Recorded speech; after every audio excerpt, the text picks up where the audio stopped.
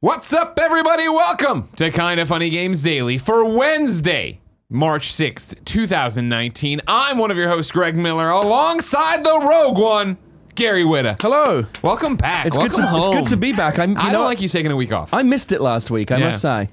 Not a fan of it. I was very aware, like, I was down in LA, as you know, I was working. Yeah, I saw you're working real hard. You're in some luxury mansion as usual. I was I was balling in a luxury mansion in Beverly Hills, $9 million house in Beverly Hills, right? They put me up there Must be all nice week. Working on Secret projects. The Rock's biopic. Captain Rock, Marvel Captain 2. something, Captain something.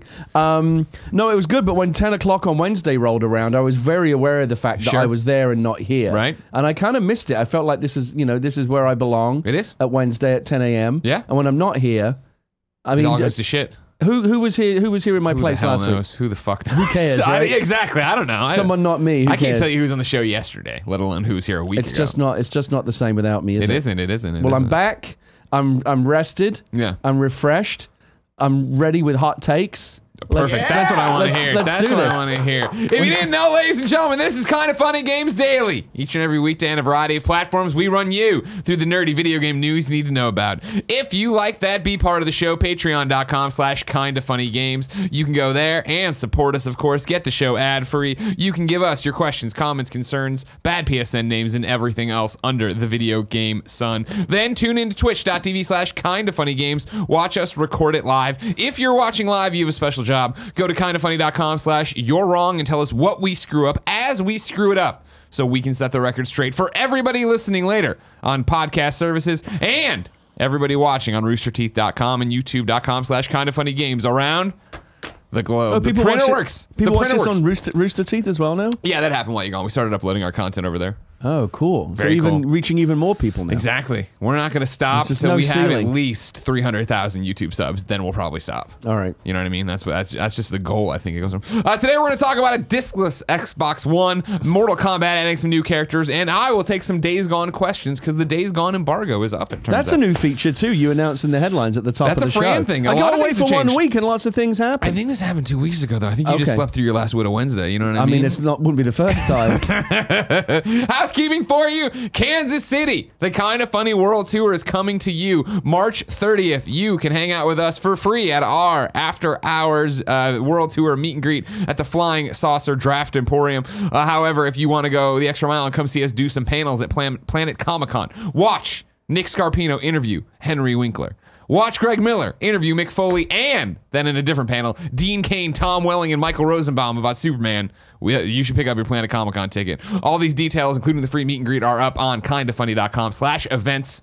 Also worth pointing out, don't forget New York, we're coming for you the next weekend in April. So it's like Kansas City one weekend, New York the next weekend.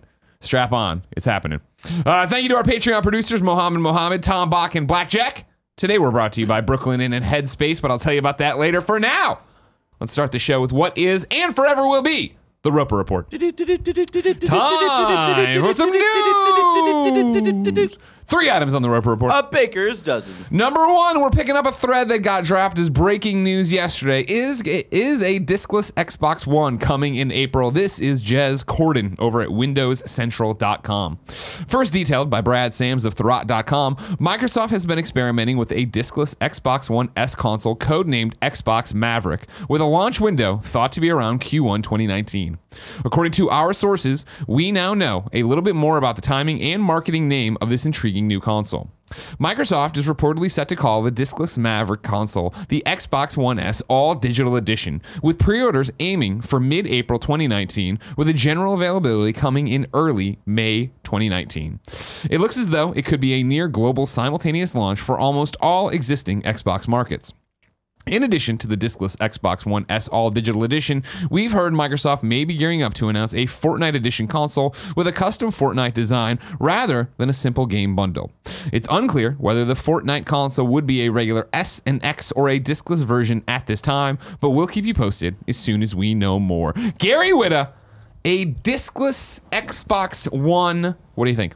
I think it's an interesting move. I think it's the way that we're going. I'm not necessarily typical. I'd be interested to know how the numbers break down, but I very rarely buy games on disc anymore. I prefer to download them. It's just easy. Just if only because it's easier to switch back and forth between them without having to get up and swap discs. Yeah.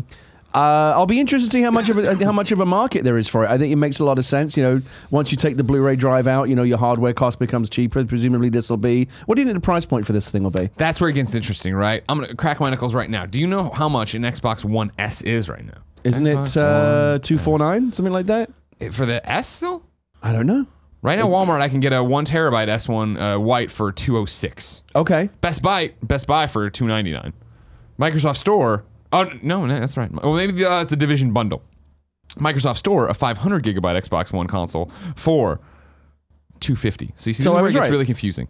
Well, maybe you're right. Who knows? The official Microsoft price for the base model is $250. So what gag is Walmart running over here where they're giving me $50 off? You always get a deal on something, don't you? Here, shop Xbox One S. I click on this button. It's just the bundles that gets you. You know what I mean? And yeah. then there's a limited time offer. I think the base price is $249. Okay. Well, here's bundle. Just give me the damn console. There's a 2 controller bundle for $300. It looks like $250 is going to be right. If I could so what get do you rid think of for this one? $199 maybe? I mean that's the. How low do you think they could go? That's a great question, and that is the big question. I think is if you're doing, let's just say $250, even though it looks like down here there's this starter pack bundle. What are you talking about? Xbox? Oh, that comes with that Game Pass. Whatever. I mean, if you can get it to $150, right? That's real. Is that low. insane? Is that insane? You think? How much do you think we're saving by ditching the disk drive? I mean, what do I know about hardware components? But great point. My guess is. What do you know about most things? My guess is $199 is what it'll come in at. $149 sounds a little bit low. But that's the point, right? You want it to be too good to be true. You want this to be. Here's the thought process behind it. You assume Xbox One S 1 terabyte discontinued $200. Okay. Xbox Anthem bundle $250. Creators bundle $225. There's no, you know what I mean? They don't know. Nobody knows. Here we go. Hold on. Sponsored. Xbox One 1 terabyte with a controller $260. We're just saying $250. We're calling a spade a spade. Let's call it $250. I think you take the Blu-ray drive out. I think they still want to have some kind of margin. My guess is $199. $179? I think just $150 sounds crazy, and that's what they want to do, right? Because they're building. I want to bring in some questions. Well, we talked the last time I was on the show. We talked about how because Microsoft is playing catch up, they got to make some aggressive moves. That would be an aggressive move. Very much so. Brian Scollo, aka Mr. Robot, Mr. B. It's Brian. Brian writes in and says, "Hello, Greg, and happy motherfucking Whitta Wednesday." Hi, Gary.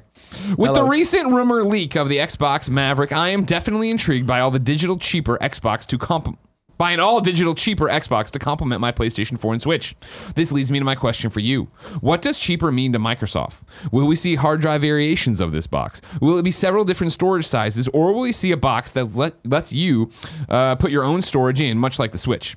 Either way, it seems interesting, and I look forward to seeing how this pans out.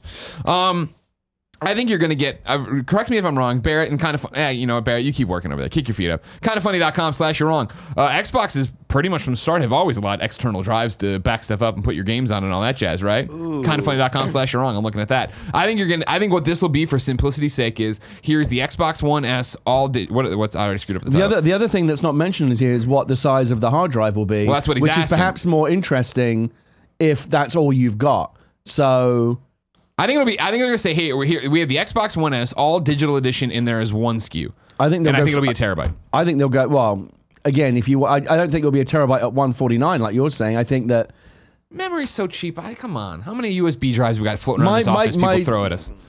Maybe hard drive prices are getting cheaper all the time. Maybe it's a terabyte. I think that you want, again, if all you've got is digital and there's no disk drive, you probably want a terabyte.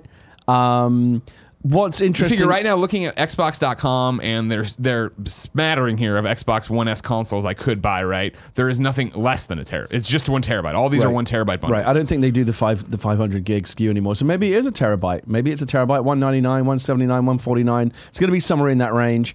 The interesting question for me is as we're looking at as we're definitely in kind of a transition point here where physical media is increasingly going away. I don't know. Are there any real numbers? Is there any data out there that, you know, let's say when Red Dead Redemption comes out or Call of Duty 4, like a big game. Obviously the publishers have this data, and the likes of Xbox and Sony have this data. The question is, do we know it? What's the breakdown between the percentage of physical sales versus digital sales? Do we have any idea? Yeah, we get those updates, and every year, digital starts creeping up and creeping up and creeping up. Right. So it's consistently becoming a bigger thing. A few things from you are wrong right now. Nanobiologist confirms what I was saying. An Xbox One S 1 terabyte is $206 on Amazon right now, but that's the one that says discontinued. So that's not a SKU they're really doing anymore. Right. Zach says the original Thurrott article mentioned references Microsoft is aiming to try to get this to $200 or lower. Okay. Well, I mean, it'd have to be. Otherwise, what's the point? You might as well just get one with the disc drives. Of course. Much more expensive. Nanobiologist says the cost of Blu-ray drives. Amazon is showing external Blu-ray drives to be about $100 one right now. $100. So internal ones might be cheaper. And then everybody confirms that I was right. Yeah, Xbox One does allow external storage. It has since June or whatever. You just have to reformat it when you get it. Am I right in thinking, is this the first major game? Would now be the first major game console to ship without a disc drive, to be completely digital? Gary. What? It was called the PSP Go.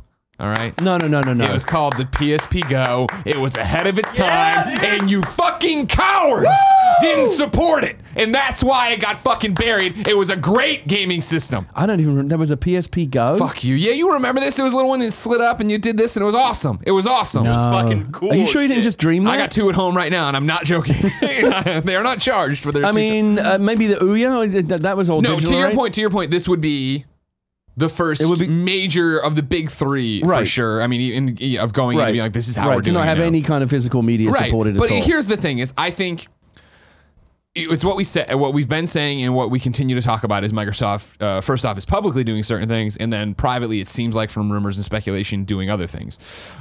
I still think they are putting all the pieces on the board very quietly to come out and fucking just storm the barn, storm the castle when it comes for the next generation or gamers' hearts and minds. And I really do feel Brian here is hitting it on the head, right? Of like, oh man, I'm really interested in Xbox One to complement my PS4 and Switch.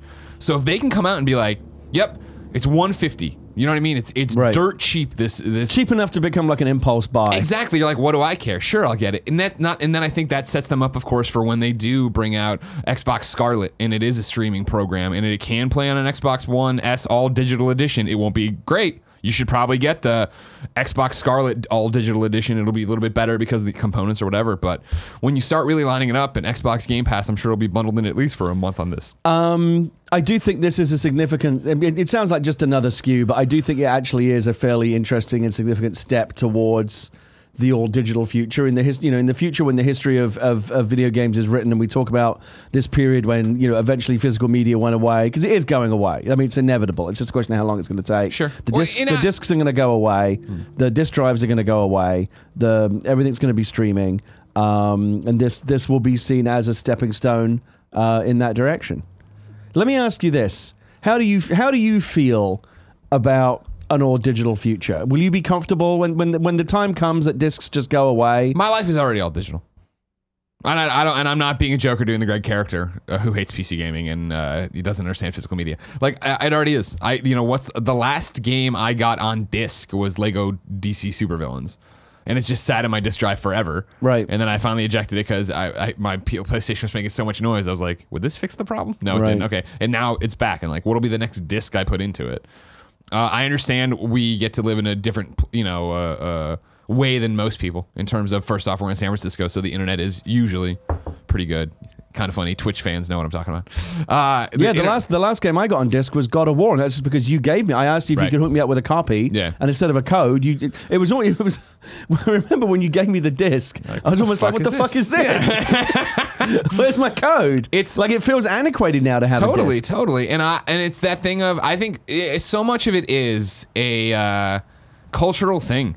Where when I moved, I grew up in the Midwest, and my dad's attic in the garage is packed with my comic books and toys and Superman collectibles and crap like that I had, right? And then when I moved to San Francisco, like, first off, I was so broke I had to sell most of my comics, and then it was that when I got to a better place, I still didn't have room for that stuff. You know what I mean? Like the jokes now about like the Lego Firehouse and now all these Playmobil toys that I'm getting for my unborn, unconceived children are that they're just going into a closet that's already packed pretty tight. And so I'm already running out of room, but it sounds goofy, but in my current living room setup, in the old, back in Columbia and Missouri, but growing up in the suburbs of Chicago, there was a pride to having my friends over in my parents' basement and then having the bookcase over there that was lined with video games and DVDs and stuff. You want to show off your collection? Where the fuck would I put any of that in my current 2-bedroom apartment? You know what I mean? Like I tell you, when you really realize this is whenever you have to move house and you got to put all that shit in boxes. And you're like, why? Why am I? That's when you start throwing things away, right? Like, why am I holding on to this? The thing that I always point to in terms of thinking about how antiquated it all seems now is, you remember when we used to have racks and racks and racks of CDs in our house? We had our music CD collection. Yeah. Now, no one really has that anymore. Most people don't have that. All your music is on your iPhone or your computer or whatever, or on Spotify. I don't own anything. Right. Yeah. And so the idea of like packing up all my having like a big wall of music CDs seems totally antiquated. I increasingly feel that way about my Blu-ray collection. I don't really buy, like Spider-Verse just came out. Yeah. I just bought the digital. Yeah. See, Spider-Verse is the one I'm going to buy. Because it's such a special movie. Yeah. I probably will want all the features. I will get the 4K disc, but that's a special movie. Most of the time now, anything that we want to buy, we just get on digital. I do think you will see some resistance. I think there's a lot of holdouts out there, a lot of old school people that like. But here, several things. Yeah. They like to see they like to see the rack. They like their wall of games. Especially like the oldies like us that have been doing it that way since the Nintendo and Sega days. People space, here's my gamer's cave or they've whatever. They've got their game cave. They've got they've got their GIMP room or whatever you want to call it. with all the video games in it. And they also like the idea that they physically own the games. There's always that little bit of anxiety that when you buy something digitally, it might you never really own it. Yep. It could, like PT, and we've seen like Amazon sometimes decide to pull books that you've already bought. Apple recently pulled some movies from the iTunes store that people had bought, and suddenly they were no longer available because some licensing arrangement had changed. There's always that sense of anxiety that you never truly own it. But to me, that's never affected me. Yeah. And that to me is a small price to pay for just getting rid of all. I hate clutter. Yep. I don't want a bunch of shit cluttering up my house. And when you have a kid, you have that no matter what. So the last thing I need is like my game collection on top of it. So and again, I love just zapping through my collection of games that are all installed on the hard drive and just bouncing around and not having to get up and change. Oh, where's the disc? The disc is not in the box or whatever. Yeah, right. And then you start playing that game where you start going, oh shit. I open up and it's like, well, Zelda is in this thing. So then I go to the Zelda case. Yeah, what does that mean? The Mario Kart disc is. Yeah. The thing about it for me is, I think you bring up music, and I think that's such a great example / analogy to all this, where I really do believe, and I understand people who want their collector's edition, they want their library, and they want this stuff. I totally get being a collector. If in a different world, if I never left the Midwest, I'd probably still be collecting comics and doing things in a very different way. I feel that, like music, you're going to see the majority of people swing over to being all digital and just that's how it is. And then you're going to still have, though, either the novelty of having I want to buy the physical copy, similar to how people who collect records, or, I say novelty, but like people who have that for them and they want that collection to continue to go. There'll still be a marketplace for that until, I guess, every box removes a disk drive. But even that, I don't think that's not happening next generation. You don't think? No. Next generation is going to be... That's why I think the Xbox strategy is so interesting of... the rumored Xbox strategy that stems from Brad over at Tharot of that. All right, Xbox Scarlet is going to be this. There's going to be a streaming box version, and then there's going to be a big Haas Xbox One X kind of version that has the disc drive and has it. You figure it's just still too early to eliminate all the retail partners because that's where it gets messy. As soon as it happens, GameStop's done, right? Sure. And then it's like, well, what about like when? Okay, cool. Walmart's like, wait, you're not putting games out on discs anymore. We're not going to carry your systems. Right. Like that. There is a weird standoff right now with everybody's guns pointed at each other's head. Well, it's like, you can try to go that way and try to do that, but when you do that, we're not going to carry that. So how are people going to get it? And then it's like, well, Amazon could do it, but then it's a monopoly, and then So I wonder in the meantime then if this might become the norm that let's say for example that we see Xbox Scarlet and PlayStation 5 when they're announced, maybe the SKUs are disk drive and diskless, and if you want the cheaper diskless version, that just becomes a standard option. Yeah.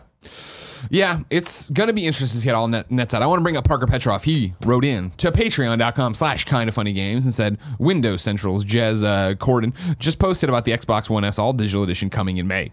I understand everything is moving away from physical media. I would even buy a next-gen console without a disk drive. However, I have one more question. My question is more about timing. What is the point of releasing a brand new edition of the Xbox One when next year new consoles will be releasing? Parker, I think it's their first. Not, I shouldn't say their first offensive because I think what they did with Game Pass and Minecraft and all that adds into it. But it's their next part of the offensive of Xbox. Regardless of maybe you haven't enjoyed their exclusives and they haven't reviewed well and blah blah blah blah. Xbox Game Pass has been a runaway success and people really dig it. We're about to go into coming up in new dates, a whole bunch of things that are getting added to it. I think there's so many people who have watched that and been like, that's really, really cool. I'll get it one day, maybe. I don't know. I don't want to buy an Xbox for that. I don't want to buy an expensive Xbox just for that or just for State of Decay or Crackdown or whatever, or, Forza. I think if you can drop this out, if you can drop this at 150, like if that's crazy low. If you can get it to 100, insane. If you could drop it that cheap and be like, hey, and then for $10 a month or $2 for a year, or whatever the crazy deal they've been running lately is, hey, guess what? You also have unlimited games on it. So many people would be like, oh, well, that's great. And then you start to see this move of, except for crazy trophy people like me, all right, cool, my PlayStation is now my machine for my AAA exclusives, these crazy games I can't get anywhere else, but I can go over and with a $160 investment, and this is me spitballing, have unlimited games for whatever, and then it gets them into the Xbox ecosystem. It gets them caring about Xbox Game Pass. It gets them giving their money to Xbox, hopefully forgetting in the same way we all forget about Netflix, just happy to have Xbox Game Pass there. And then when you get to, hey, here it is, Xbox Scarlet. Here it is, Xbox Game Pass on Switch. Here it is. And like you suddenly have people already invested in the platform, excited about Xbox again from a brand part. They're fixing the brand part of it. As I've said on this show so many times, I find myself cheering for Xbox. I want them to do this. I think they're making so many great moves. They're fascinating to watch. They're doing another thing to get you into the Xbox camp so that when they do have their night big success, when they do say, here's Xbox Scarlet, and let's check in on what our 13 first parties are doing, and they roll out Halo Infinite and all these other crazy-ass games that are exclusive, you're excited. Yeah, I mean, I do think it's a smart move from Microsoft. It feels like a bit like a come-from-behind move. If you compare, and that's fine. If you compare Sony, if someone's gone to the store right now and they've got to make a decision between Xbox and PlayStation, which console are they going to buy? Yeah. PlayStation wins out on a lot of comparative metrics. What's got the bigger and better game library, what's got the more the more features. If you don't include the X and the Pro, then PlayStation's arguably slightly more powerful. There's a lot that the PlayStation has to recommend it over the Xbox. But one of the most compelling factors for consumers is always value. It's always price. Sometimes people will get the box that is the cheapest, and that simply becomes the most important thing for them. And right now, the Xbox and the PlayStation are pretty much point for point on price. Yeah. But if they can come in and offer a radically cheaper option, I think they'll win. I think they'll get a lot of people that way. And I think you're right that they'll get into the second console market. A lot of PlayStation people that don't really want an Xbox, but maybe do look at Forza and Gears of War and a handful of other things and go, as much as I don't want an Xbox, I kind of would like to play those games. Maybe this becomes their second. And it's console. Also that thing. Don't forget how we're lucky enough to be in this industry. We love it so much. We love video games, and so we're buying the latest and the greatest, and we're, for many intents and purposes, right, beta testing everything for everybody else. A lot of people, the majority of a lot of mainstream people out there, right, and I shouldn't say the majority, a lot of people buy this shit so late and don't care. I'll never forget being at in Missouri, my ex's cousin's birthday party or Christmas or something like that, right? And we were back visiting from San Francisco, so I was already out here, and PlayStation 3 had already been on the market for a while. Yeah. And these kids got a PlayStation 2 and flipped the fuck out. And they weren't like kids. They were like 13, 14. It was the idea that like it was finally affordable, because if you remember, this is when they had moved to the George Foreman sliding grill top or whatever, so it was like, here, it's a PlayStation 2 for $100. What do you care? Oh, now it's PS3. No, I'm not. Oh, so it wasn't. So it was whatever. throw that out. But again, revision on the PS3. PlayStation 2, the up top one, the one that was like almost as big as a deck of cards and just the thing, you had a top loader. Yeah. And they were crazy because it was finally $100 and their parents like, oh, we'll get you that. Now think if you're in that same boat as a parent, right? Like you want to bring your kids into it or you've heard a lot of great games, right? All right, cool. For $150, and again, I'm just spitballing that number, we can get the Xbox One, and for $10 a month, not to mention it'll probably be bundled in, I don't know for how long, we get Xbox Game Pass and we have Netflix for games. So for $150, I have maybe a year of unlimited games. Yeah. That again, that's a very nice deal. And you got to remember as well, Greg. You and I, people like us, we're very privileged. Yeah. And we're used to being on the cutting edge of games. We are men of means. We have money to spend. We have some disposable income. We got to have the latest. We're just bad with money. We got to have the latest and greatest. We got to have the PS4. That's how I think of it more. Yeah, we're very irresponsible. We've got to have the latest and greatest. We've grown up playing games. We want to have the best systems. We've got the One X. We've got the PlayStation 4 Pro. You got to remember though, there are plenty of people out there. Many people. I'd say the vast majority of people who don't have the money to splash on the latest and greatest, 100%. And are just happy to have a games console. Yeah, they know to them it doesn't matter. I remember recently, friends of ours got their kids a Wii U, and they were thrilled to have it. Sure. And again, to you and me, might go, "Well, Wii U is that's old and busted." Right. But to these kids, they were thrilled to have it. They didn't like, "Oh, why isn't this a Switch?" They were just thrilled to have a games console. And that's the thing too. I think we talked about reviews and reactions to Anthem and our Anthem reviews and stuff like that. One of the things that had popped out on the subreddit about it was. Man, I'm thankful that, Fran and Andy, and I don't believe this point, but like this was the writer's point. Fran and Andy still understand what $60 means to us, right? Like, they thought I was being too light on criticism in regards to, I got the game for free, so whatever, blah, blah, blah. And I remember what $60 is.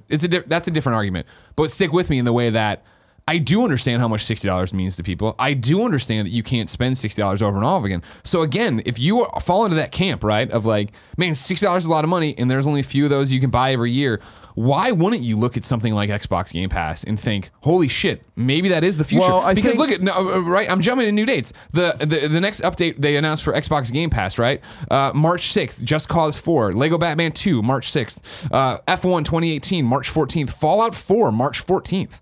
Like, those are all good games. Lego Batman 2 is it's like what, 40 hours, 50 hours to platinum. Fallout 4 to platinum took me a week or something, like more, and I was playing it nonstop. Like, if Just Cause 4, a game Kevin really digs because Just Cause is awesome. Like, if you were looking for bang for your buck, if that is the argument you want to make about gaming, like, why wouldn't this fall it's not mentioned in the story, but I think it would make sense to me if they also want to promote Game Pass, if they were to launch this box with a year's free subscription to Game Pass. That would be a tremendous value. But I think that what you need to, I agree, but that's my argument of, fuck, how can we balance?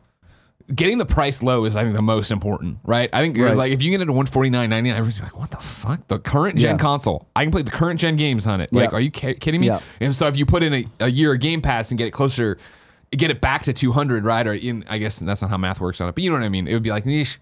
I want, if I'm Phil Spencer, if I'm Xbox and we're doing this, and we're trying to get into everybody's house, the people who have been, oh man, yeah, Xbox is doing a lot of cool stuff, but I'm happy with my PlayStation, I'm happy with my Switch. If we're trying to get into their houses and on the entertainment consoles, I want this thing as cheap as possible. And maybe I do just bundle it with 2 months of Xbox Game Pass. 3 months of Game Pass, just to give people a nibble.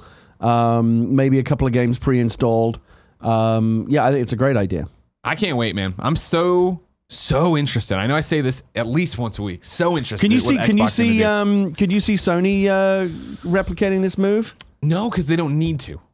You know what I mean? Right. PlayStation 4 is so far and away the winner of consoles this generation. They don't need to do this. And so it gets interesting of, again, Xbox very much not beating their chest because they are in second place, but being very much like adopting the PlayStation message that got PlayStation 4 to where it was, right? Of like, we're for gamers. We are for gamers. This is a pro gamer move, making this console and getting it to everybody. Xbox Game Pass is a pro gamer move. Us getting these first party studios is us listening to you because you want exclusives, pro gamer. They're making all these moves and being public about it because they can't rest on their laurels and be like, well, look at all the games we have, right? Meanwhile, PlayStation can sit back and be like, cool, we don't need to redesign the PlayStation 4 and put out a digital version to try to capture that market. You know, people write in all the time when I'm talking about Xbox Game Pass, we're like, you don't talk enough about PlayStation Now, or how, you know, what they're doing, what they might be doing eventually with PlayStation Plus and this and that. And it's like, it's because they're not talking about it. PlayStation. You hope, you imagine that they've seen this, they've read the winds just like everybody else, and whatever they're doing for PlayStation 5 will be cool. We see all that, and here's why PlayStation Now needs to be a part of your life, and here's how we're bringing in current gen, you know, or not current gen, current, like, you know, timely games. Our first party lineup's going to be but PlayStation doesn't need to do that. PlayStation doesn't need to say, hey, you know what? All of our first party games are going to be on PlayStation Now day and date as well. And that's where it just gets weird. And so it's going to be a very, very interesting next-gen console race to see what happens. But bottom line, I like the idea of this console. Yeah. I think it's a great offering, and I'll be very interested to see how it does. Because again, you have to. This is the first chance for gamers to be asked the question: are you comfortable saying goodbye to discs? Because that's what you're doing if you pick up this console. It'll be interesting how big it is too. I want to know. You mean just like the form factor? Yeah. It's going to be like an SNES Mini. Like, it can be pretty small. Yeah. Number 2, Mortal Kombat 11 has announced more characters. Let's read down the list along with their little bios from Warner Brothers. Cassie Cage, the commander of an elite special forces unit and daughter of the iconic duo Sonya Blade and Johnny Cage, employs her lethal fighting skills to win every battle with a relentless drive to measure up to her parents' legacy. Jackie Briggs, a competitive fighter trained in kickboxing and martial arts, follows in the footsteps of her father, Jax Briggs, as a member of the special forces. She believes her duty is to protect Earthrealm and her family, no matter the risk. Aaron Black is a thrill-seeking outlaw, hooked on the adrenaline of chasing his own pursuits. Black is a skilled crack shot, selling his services to the highest bidder while dressed in classic Western Outworld attire.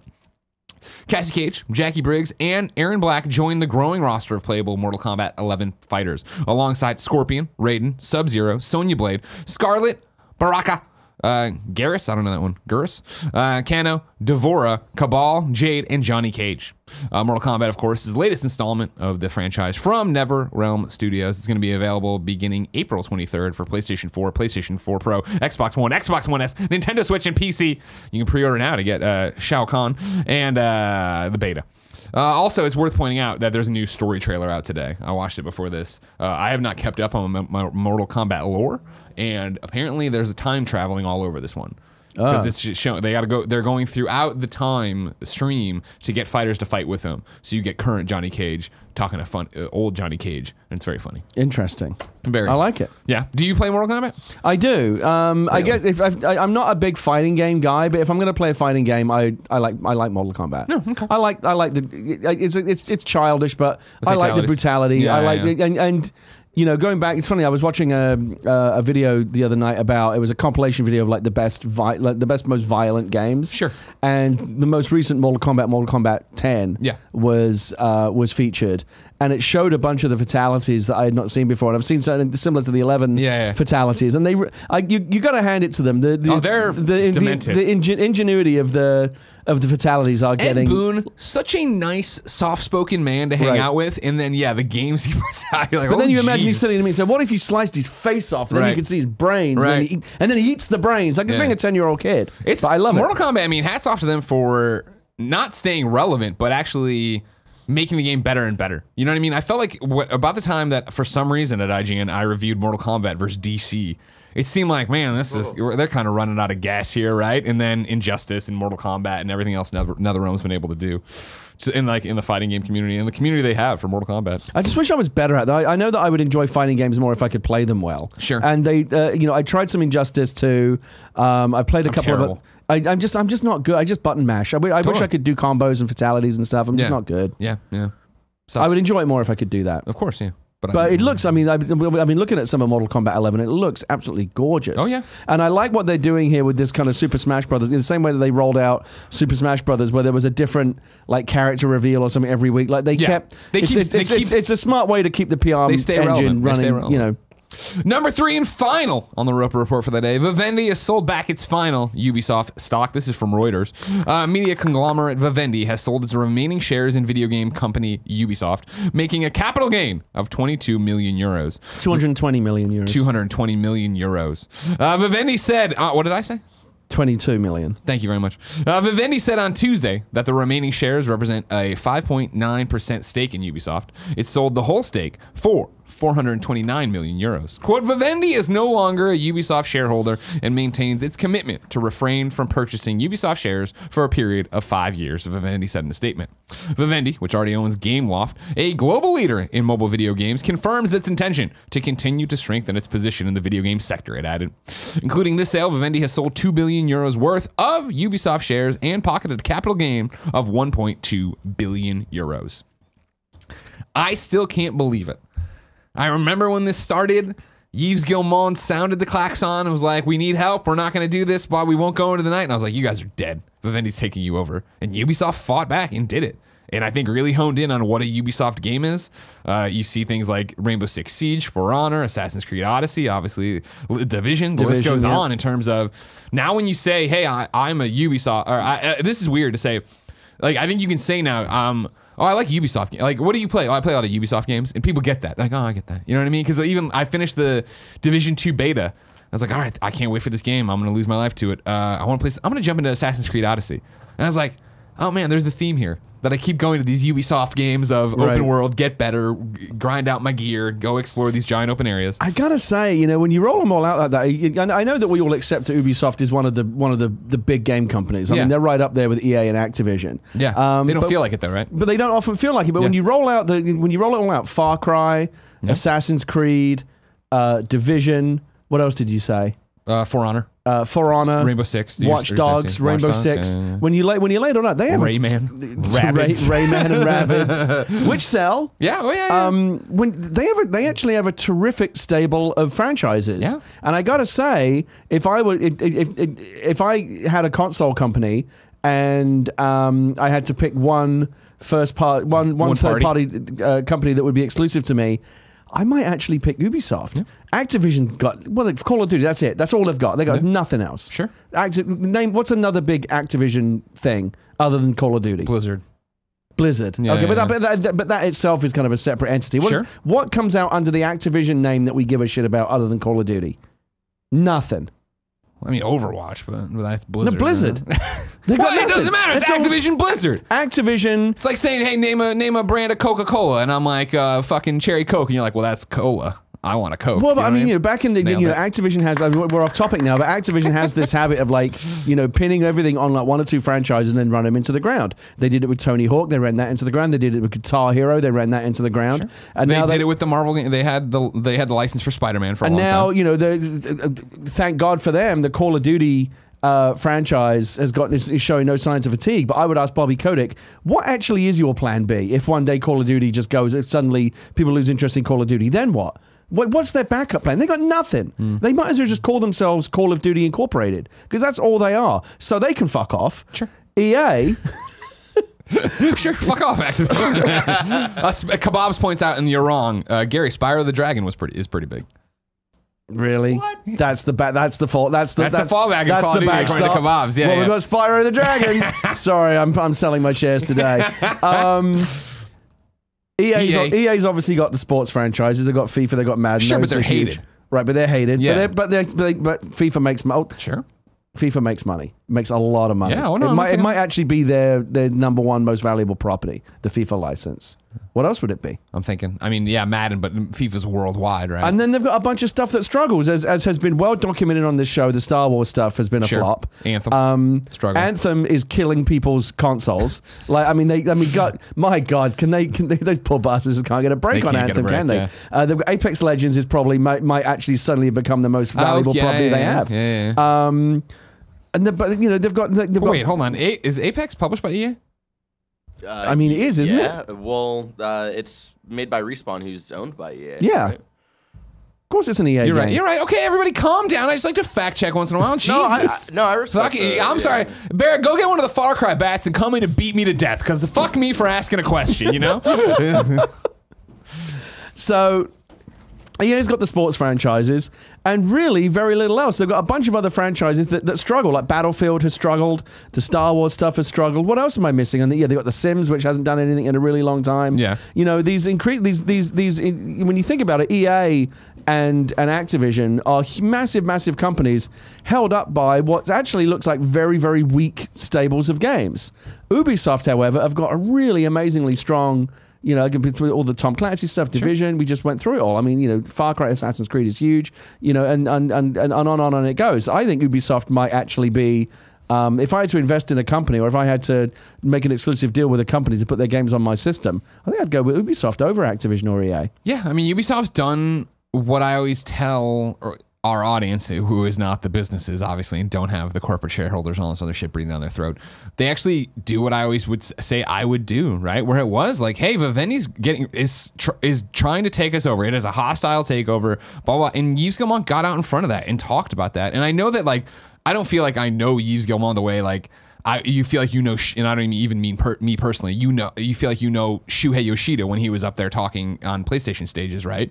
But Ubisoft's done a great job of making it feel like they are a small publisher full of small developers when in fact they are huge, and they're just doing it right in the way of, like, I think, you know, granted it could all be lip service, but from what I've played I don't think so, and from the interviews I've had with Julian I don't think so. But like the Division 2 really does seem like, hey, we're trying to be the first games as a service that launches and doesn't fuck it up. We understand. We learned a lot from the Division 1. We turned that around. It was a success story. Not that it was ever bad, but we listened to what audience wanted, and we made, you know, an end game they wanted. This game was built all about the end game. And so we're thinking about what you're going to do, and you're going to have, you know, raids, and you're going to have new missions. You're going to have people invade, and you're going to have, like, the way they rattle off what that game is, you really wonder if it comes out and the servers don't lock up and totally crash and fuck everybody. People are going to be like, oh man, they nailed it here, it feels like. And in the same way you look at Siege and For Honor and these games that came out and they built around, they built a community with. And I think, you know, I'm not at all trying to start a fight here, but it's the way of, I don't know if they're given, I guess it's a different time now. We've seen so many games and services launch, right? Where I feel like Rainbow Six launches, For Honor launches, people play them and they were like, not for me or whatever, and they bounce out, and then those communities build around them, right? Whereas now, like, you know, Fallout 76 or Anthem or whatever, these games launch and are content bare and have problems, whether it be bricking a system or enemy AI being garbage, right? And it feels like they take it harder on the chin, but I guess maybe that's also because there's more expectations. Is it a mix of people, you know, hate EA, so they want to dogpile? Is it a mix of, well, it's Bethesda, we are mad they're making a game that isn't for us, whereas like with a For Honor, did people have really huge expectations for that? Maybe it was a thing you bounced off from and came back from. Division 1 is same thing, a new IP you came to, all right, well, I don't like the end game, and they fix it later on. Right. I just feel like Ubisoft's done a great job of keeping the channels open, which is the thing. When we saw Fallout 76 get off the rails, right, what was the problem? Bethesda wasn't speaking to anybody. As we've seen with Anthem getting off the rails, it has been, they've been good about, hey, here's the update we're doing, but like, you know, yesterday there was a thing going around on all social media of like, here's what they showed us about Anthem. Like, it was a montage of, or I'm sorry, it was a what? Not I guess it is you could have a collage of okay. images that were like from like, I guess, an E3 demo and stuff with like captions on of like, none of this is in the game.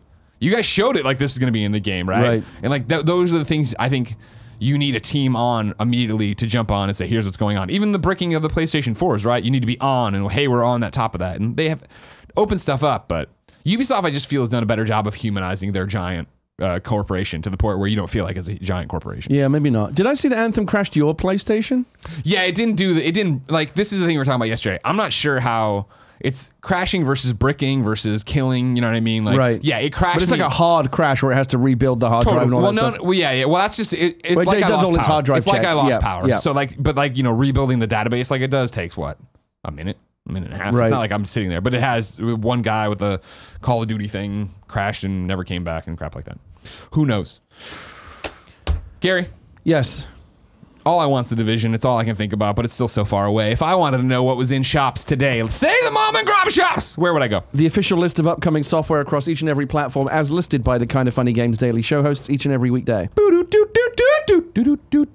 Yeah. Oh, you're wrong, but isn't you're wrong, and I shouldn't read it because it encourages you guys to put in questions, but I like it. Charles J says, Gary, what about Capcom? Ever since Resident Evil 7, they've been incredibly consistent and got a more varied range of games compared to Ubisoft. I like Capcom, but they don't have how much stuff do they have? I don't know if I agree. It's a more varied range of games. I don't think it's more I guess varied. yeah. I guess maybe you're making a point because I'm talking about like a Ubisoft game. You know what you're getting into, but like Rainbow Six is first person versus third person Division versus Assassin's Creed action RPG. He'd be talking about like what Resident Evil 7, Monster Hunter, Mega Man 11, and now Resident Evil 2. And I'm sure I'm leaving stuff. The Onimusha. Capcom, another one, a different success story. Yeah. Where I did remember being like, oh man, Capcom hasn't put out anything that people cared about in forever. They're gonna die. And then here they are thriving. You've been playing Division 2, yeah? Oh yeah. You liking it? Oh yeah. I got to find us. I really, really wish you and I were on the same platform because It's very simple. You don't really have friends on Xbox that play games. You don't really. We are your friends. We are your friends. Who? Will Smith? Test is Will Smith. Get out of here. He's not Penny gonna play Arcade anything. guys, they're on the Xbox. I played Division 1 with them. I You got think some they're friends. gonna come out of their ivory tower to play games with you for a long They time? did on Division 1. Yeah, for one match, they felt sorry for you. You know what I mean? They wanted you to I'm drop not some getting Rogue One I'm not, spoilers. as much as I would love to play on your squad, Greg, I'm not getting it on PlayStation. I just can't. You're gonna do it. regret this. This is I gonna be think a I decision might. you I regret. might regret This is it. gonna be a Why don't decision you come over to Xbox? Ha! Please, Gary. I already got one platinum. I already earned all my division rewards. I'm all set. I don't need to All go. right, okay. Out today, Crimson Keep on PlayStation 4 and Xbox One, Undead Horde on PC, I and Me on Xbox One, Overload on Xbox One, Gungrave VR on PC, Bassline Sinker on PC, and then Vignettes on PC and Mac. Another less than spectacular release day. Witta These Wednesdays, man. Witta man, Wednesdays. they kill me. New dates for you. The second console DLC for Bomber Crew is coming to PlayStation 4, Xbox One, and Switch on March 12th. It's called USAAF DLC. Farming Simulator 19, Keep Farming with the Anderson Group Equipment Pack is coming out March 26th. Here's a big one that I think is awesome, and I want to check on something real quick to see if I got a response back. I have not, so I'll read from the press release when I get there. Killer Queen Black, their strategic 8-player arcade action platformer from Liquid Bit and Bumble Bear Games, will create a buzz on Xbox One in Q4 2019, launching soon after the previously announced Nintendo Switch and PC releases, landing in Q3 2019. We love Killer Queen. We've talked about this before. There is a party mode up from E3 of us playing Killer Queen Black on the Nintendo Switch. Here's my question, right? The press release I got today, I've just pulled this information from. The intro to it said this, though, okay? Players can take... Well, I clicked on something and now I'm watching a YouTube video. I hate you, press release. Players can take advantage of Killer Queen's Black cross-play functionality to compete against Nintendo Switch and PC players around the world. I followed up with them to say, is it PC and Switch? Because the intro to this was Killer Queen Black, blah, blah, buzzes to Xbox One. This is an Xbox One press release. Buzzes to Xbox One Q4 2019, following Q3 2019 Switch and PC releases. Players can take advantage of Killer Queen's Black's crossplay functionality to compete against Nintendo Switch and PC players around the world. So it is unclear to me if crossplay exists between Xbox One, Switch, and PC. It is for sure Switch and PC. I think they might be saying it's Xbox One, but then the actual press release they gave mentions nothing about crossplay. So it's very confusing if that is about Xbox or if that is about everything. Stay tuned, ladies and gentlemen. Feel free to you're wrong me if you have information from somewhere else. Costume Quest. One of my favorite games out of Double Fine of all time. Worth pointing out that it's going to have an Amazon Prime show debuting on March 8th. That's the first time, and that's what, a couple of days away. That's the first I've heard of it. I remember Tim Schafer hasn't said anything about that, has he? Well, I haven't seen any tweets from Tim about that. It was a Tasha game. Tim wants to bury her, I'm sure. You know what I mean? He sickens me. I'm sorry. It's time we call a spade, all right? Bobby Kotick, you know, he's getting voted all the time. People are mad at him. He's saying he's a bad... What about Tim Schafer? Why are we letting Tim Schafer off the hook, ladies and gentlemen, huh? Tim Schafer. He's a lovely man. Tim Schafer. Don't try to bring up facts in this argument. Deservedly one of the most reviled men in the gaming business. Niflheim, the widely praised 2D action RPG, is set to receive a major content update on PC March 11th, and then it's coming to Nintendo Switch, PS4, and Xbox One in spring. Eternity, the Last Unicorn, is out on PC and PS4. Well, I guess that's an out now, not today. My apologies. And then Inside Xbox returns on March 12th as the crew takes fresh looks at Halo, the Master Chief Collection, DayZ, One Piece, World Seeker, and much more. There was already a Master Chief Collection. Is it just like remastered for Xbox One? They keep updating it and making it better and better and better. Okay. And there was a rumor today on Reset Era that was actually Brad Sams from Thurrott commenting on something else somewhere, basically hinting that the Master Chief Collection might be coming to PC in a super updated form as well soon too. And then we had the rumor, of course, where it looked like maybe the PC store for Xbox or Microsoft's PC store was going away and it was just going to all be Xbox Live. Again, Xbox being very aggressive. But those are all rumors. Stay tuned to Kind of Funny Games Daily for the reports. Let's do some reader mail, but first I'll tell you about our sponsors. I played Days Gone! And let me tell you, you'll get a full rundown on the Kind of Funny Games cast. I did not enjoy cast. that transition at all. That's how you got to do it. I actually was relaxed. I actually was feeling relaxed. You got to come out of the blocks, Gary. You know what I mean? God. You got to hit it like The Rock would hit it. I'd assume. I don't know how to hit blocks. I saw a bunch of people talking about Days Gone over the last 24 hours, so I guess the embargo is up and embargo people are talking. lifted this morning, I guess 12:01 or whatever. So there's previews up everywhere. You'll get the full Kind of Funny Games cast preview tomorrow with myself, and I believe Andrea, as she played it as well. Yeah. I had a great time, and I at Judges Week. I've talked about it before. I went into Judges Week, played like an hour of it there, and it was that thing of like, what is this game? I like Sony Ben, I like zombies, I like Sam Witwer. I don't know. And I played. I was like, man, this world seems really cool. Open world, you know what I mean? Run around, take the missions, ride your bike, figure it all out. I went in there and I forget how many hours I played, but it was a full afternoon of playing. I'll have it tomorrow. It's in my notes. But without getting too into it, I'm so sold on this game. And it was to the point that I played it, had such a great time, wanted to play more, came home, put back on Assassin's Creed.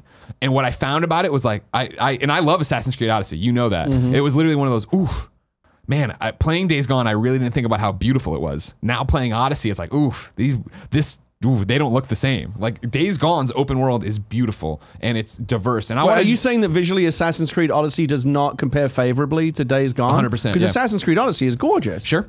Yeah. So Days Gone must be really good looking. Well, it's that thing, I think, when you get down to, again, hey, we're making a game for one platform, and we've been working on it for years. We can make our environments look great. Because that's what I was joked around about, right, where I love photo mode, and so when I'd use photo mode in Assassin's Creed, it was always like, cool, I need to spin the camera and angle out the ugliness, where, like, Cassandra's foot is resting on nothing. Right. And she's killing somebody and her face is just flat. You know what I mean? Like, that was not the case here. And this has a photo mode, which I was very stoked about. Like I said, I'm going to talk about it. I put up a tweet. Sam Witwer's in it. He's amazing, as you know. Courtney Draper, it turns out, is his girlfriend in it. How do I know? It's her face and her voice, and I know her personally. And I was like, damn, they have an awesome relationship going on in there, which obviously is like you've seen from the cutscenes and stuff, like a jumping off point for the entire game. What does it compare to? Like, what's the game that it's? You've said it's kind of like this, but with zombies and bikes. I mean, it's Sons of Anarchy meets an open world zombie game done really well. Okay, because it's great parts of the it's the openness. It's the openness of the Assassin's Creed Odyssey world without it being as handholdy.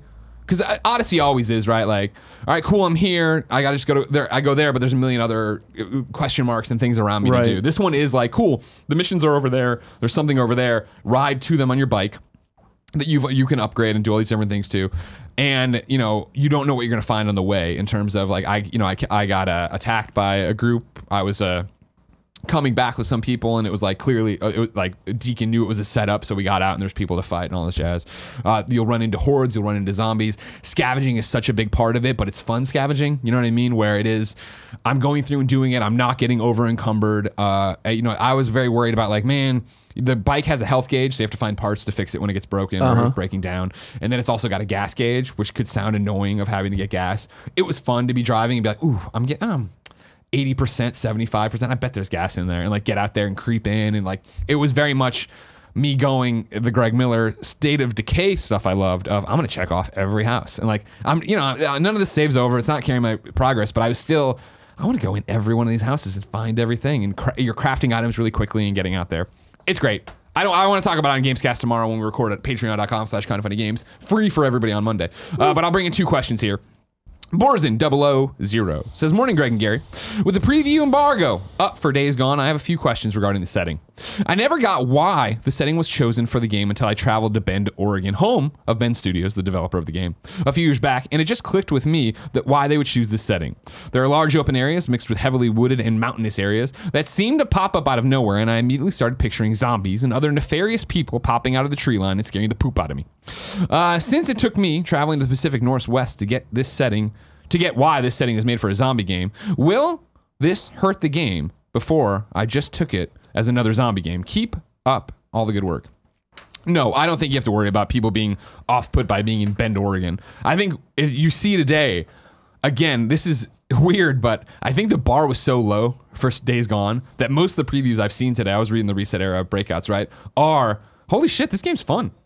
Like, I expected nothing from this game, and it's actually a really good time, and it is. And I know, like, you know, a lot of people have been saying it's basically, I mean, it's not reinventing the wheel. It's an open world AAA game with zombies and stuff, but why am I against that, right? Like, I think the cutscenes look cool. The story, I like Deacon. I liked Sons of Anarchy. So, like, from the opening cutscene, which I won't spoil anything about, and it was very much like, oh, you can totally picture this just being a weird parallel universe to Sons of Anarchy. Like, they were just a normal motorcycle gang, and now they're dealing with all this shit. It's like, that's a neat jumping off point. And sure, I'm into that. And yeah. I am a little bit zombied out, though, aren't you? No, of course not. I love zombies. No? Yeah. You just keep playing zombie games all day? Hell yeah. These guys move quicker. You know, there's the... So they're not the shambly zombies. They're like 28 days later type zombies? And the horde is like really crazy when it is doing like the World War Z, like you have, you know, hundreds chasing you, and you can use them against other people. Like, you can run over there, you know, get their attention, drive them back to the guys you're fighting, and then they'll take out that crap. You can distract them, send them in different ways. There's like evil cultists, like, or not cultists, I guess, but yeah, whatever. Evil factions like roaming around that are super fucked up and run into you early on. It was cool. I really, really liked it. All right. Eric Meyer says, my question is specifically for Greg regarding Days Gone. During your time with it, how was the environmental storytelling? With games like The Last of Us and God of War, finding notes and little details about the world before is always my favorite part, and I'm curious how this one stacks up. I think all the environments are super interesting. I didn't run into like an Ishmael story from The Last of Us. Do you remember this from? Vaguely. At the time, it was so cool of like finding all these different notes from Ishmael and piecing together what happened to him. And even God of War environmental, like I don't think it's doing it in the same way. It did it in the same way where I would come into rooms and be like, oh man, there's a dude hung himself here and that's happening. Like I didn't feel, and this is granted on an afternoon of play, like they were repeating the same tricks over and over again. And like you are finding recorders there. You know, I went to what was set up as I guess like a CDC camp or whatever, like when the outbreak was happening. You're finding recorders there and it's like, fuck, this is serious. It's more the narrative of what Deacon's going through and who he's with that I thought was interesting and the way they spiral out for it. And, you know, I talked about it with... Is it a very narratively focused game? Yeah, I mean, it's all told from his perspective, right? And it is like cutscenes about that and him having flashbacks to make you care about more what's happening here and why it's happening. Like, yeah, I think that's what they're going for. I do think, I leave the door open for there to be a lot of environmental storytelling there. But like, in general, just walking in, what I had said from the E3 judges stuff is what hangs here of like, I still think the star is the environment. Whether it be that this house, what's going on in this house, or I want to investigate that place, or this town looks super lived into. Man, there's this mountain I'm going to go up and crazy and look at the, you know, the weather changes, this aspects. How is this all playing? The game's super interesting. I think they're going to... When's it coming out? I think they're going to land it. It's coming out April. Okay. April 26th, I think. I think it's my birthday present, but give me a check. When I first saw the E3 previews, I was kind of put off by it. Yeah? But what about it? It was the zombies. No, I mean that because I am a little bit zombied out, but also just I remember it was like like a big feature of the trailer that they showed was like one guy strangling another guy to death, and I'm just kind of tired a little bit with the kind of the super grim bleak violence of those kind of worlds. I just find it really cynical, and that put me off. But the more I hear about the actual game being fun, the more I'm inclined to give it a try. Maybe. Yeah, I think you should. I'm very excited to get more time with it. Ladies and gentlemen, it's time to squad up. This is where one of you writes into patreon.com/kindafunnygames, giving me your name, username, platform of choice, and why you need help in a video game. Today, Greg, not me, and worse than that, Greg with 2 G's at the end, which drives me crazy. Needs help on Xbox. His Xbox username is ConfusedClarity, all one word. I'm on Xbox and I am looking for best friends to help me max out the base of operations on The Division in the last week before The Division 2 launches so that I can feel a sense of satisfaction before moving on to the new game. I never got around to it originally because of a hectic time in my life, and now when I try to do it, I just can't get through alone without getting gunned down and nobody is around to play it. I'm in the UK, but mostly play late evenings and am more often on during the weekends. It'd be great to make new friends wherever they are on this spinning globe of ours. You know, I might have to do a squad up on this show because I'm going to be, as you said, I'm going to be playing on Xbox. Yeah. I have no friends. Right. I can't play with you because you're across the street on PlayStation. Sure. I got to find a squad. I'm definitely playing Division 2 because I love Division 1. Sure. I used to run with a regular squad that I really enjoyed playing with. Maybe they're coming back, maybe they're not. I don't know. But I got to find a squad that I can play with regularly.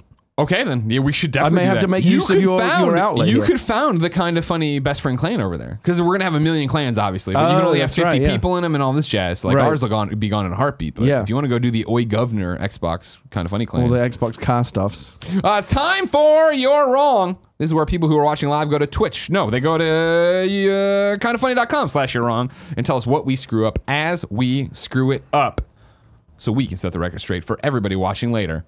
On youtube.com/kindoffunny, roosterteeth.com, and listening on podcast services around the globe. Nanobiologist says we missed a release date today. Rainbow Six Siege Year 4 Season 1 DLC Burnt Horizon is out today. Oh, that's a big one. The Killer Queen Black Steam page, this is from Nanobiologist as well, is advertising it as a cross-platform multiplayer feature of the game. So I guess it is for everywhere. Nanobiologist again says another rumor for the Master Chief Collection is that Halo Reach is coming to the package. It was originally available as backwards compatible, but not an option in the game. Very good. Albob875 says Wario 64 has a deal of the day. Saints Row the Third, the full package on Switch is on pre-order for $40 on Amazon. Okay. And then, yeah, that's it. Ladies and gentlemen, this has been Kind of Funny Games Daily. Each and every weekday on a variety of platforms, we run you through the nerdy news you need to know about. If you like that, be part of the show. Patreon.com/kindoffunnygames. We love doing it for you. We love you being a part of it. Gary, I'm glad to have you back. Are you here next week? Yes. You better be. I'll be here. That's Division Week, you know. I'm excited. I'll be excited to talk What to you do about I it. gotta do to put a Division on your PlayStation 4? Come on, man. Because I'll be there. You'll have a squad built in. In all honesty, Greg, the number one reason for me to play on PlayStation 4 would be that you and I could play together. Hell yeah. I mean, do you have a group of people that you're planning to play with Kidding me? yet? We got all the guys here. Barrett's in. Kevin's in. Yeah. I got Scott Lowe down in LA ready to play. I'm going to bring Poe in from Chicago. He's going to be playing. And they're all on PlayStation. Yeah, oh yeah. Yeah. But I know that the Xbox One X version is going to be better. All right. Until next time, ladies and gentlemen, it's been our pleasure to serve you. You son of a bitch.